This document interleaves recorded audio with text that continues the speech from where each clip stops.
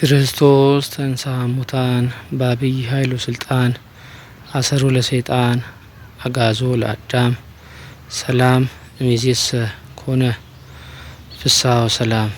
እንኳን ለጌታችንና ለአምላካችን ለመድኃኒታችን ለኢየሱስ ክርስቶስ የትንሣኤ በዓል በሰላም አደረሳችሁ አደረሰን። እሱ እንደተናገረ ተነስቷል፣ በዚህ የለም። ጌታችን አምላካችን መድኃኒታችን ኢየሱስ ክርስቶስ እንደተናገረው ተነስቷል ብሎ ቅዱስ ማቴዎስ ጽፏል። እውነት ነው። ጌታችን አምላካችን መድኃኒታችን ኢየሱስ ክርስቶስ ለእኛ ብሎ ወደዚህ ምድር መጣ፣ ተሰቀለ፣ ሞተ። በሱ ፈቃድ በአባቱ ፈቃድ በሶስተኛው ቀን ከሙታን ተለይቶ ተነሳ። ክርስቲያኖች እኛስ ትንሣኤ ዘልቦና አያስፈልገንም?